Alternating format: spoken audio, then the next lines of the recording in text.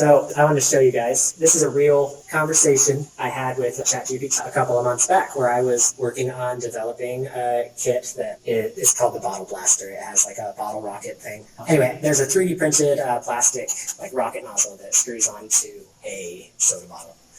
And I was trying to decide what material would be the best to get to do this. Because we've tried making this before. It was just hard to, get it to where it didn't break quite so much. Yeah, and where it normally broke was when the whole thing would hit the ground after being shot. Like if the nozzle hit on concrete or asphalt, it pretty much would break almost every time. So I identified the material property I was concerned about was impact resistance. The other kind of material property that's a little more hidden here is I needed it to be something 3D printable. There's going to be some technical jargon in here because I wasn't making this for you guys. This was just a conversation I was having. But there are two types of 3D printing. One's called FDM, the other's called SLA. That's all you need to know about that. So I asked that. So I needed impact resistance, and I needed it to be a material that is 3D printable. So then it gave me some answers.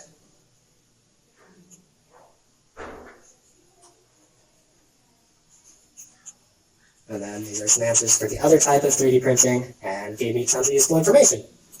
And then I was like, okay, cool. Well, I'm going to tell you some of the other things that are going to try to make it break. Like it's going to be under garden hose pressure. Water can be really harsh to some materials.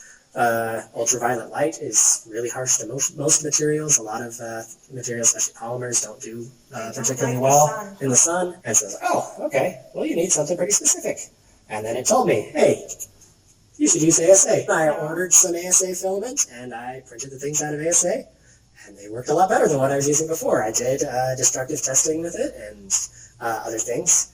So sure, we could have spent 3 hours researching on Google all of these different sites and these different materials, or hey, AI is really good at scanning a lot of different sources very, very fast. Yeah, this is kind of how it works. So we're going to do another quick activity. So now we're going to use ChatGPT real quick. We're going to ask it some questions, but we're going to need a scenario. So what's something that one of you guys wants to build? You'll build a sword. Okay. What's the purpose of it? So would it be for battle? Would it be for looking cool on a wall? Would it be for LARPing, like live action roleplay, so where you are kind of using it but not to like actually hurt people? It would be for you so that I could learn how to use a proper sword. Okay. Awesome. Cool. So then, like, the appropriate weight would probably be important, so that you could get used to moving with that kind of weight. All right, so dimensions. Yeah, so there's a couple of ways we could go about this. One is we could try to identify what properties we think would be important. So yeah, you would maybe want it to be lightweight. Obviously, a sword, you would want it to be out of a very hard metal. You wouldn't want to make a sword out of aluminum or silver or gold or something. They're very soft, so if you hit it up against anything, that it would lose its edge, it'd get nicks in it. So you'd want to make it out of a hard metal, but you might be like, well, I don't exactly have a blacksmith forge in my backyard, so how would I go about doing this? So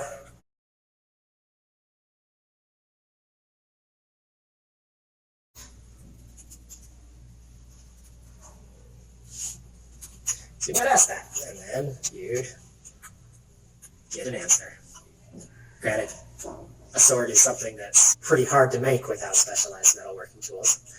And it might give you an answer and be like, okay, obviously it doesn't really understand what I'm going for yet. I didn't give it enough information. But okay, for functional blades, mild steel flat bar. You can get that at most hardware stores.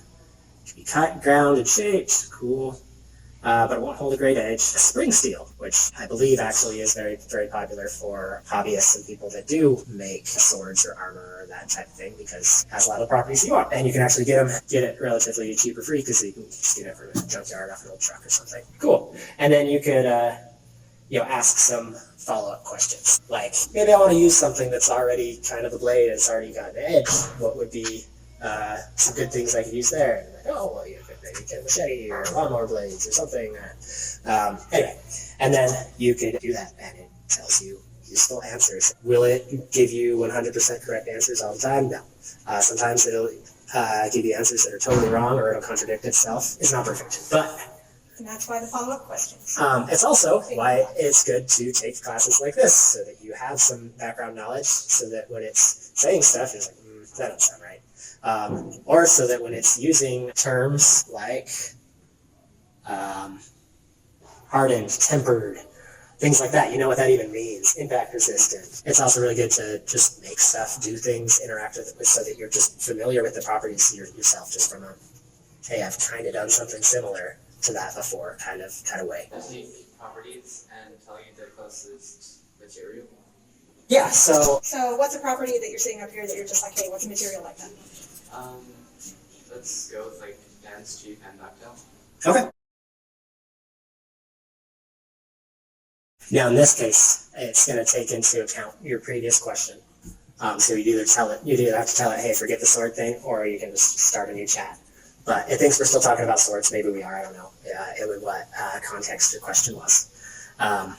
It's something to remember. If you want it to not take the last question into account, you need to tell it so. It'll tell you those kind of things, and then you can be like, okay, which of these can I find at Home Depot? But anyway, it's a tool. Like any tool, it can be used for good, it can be used for bad. Use it for good, learn how to use it well. At least that's my recommendation.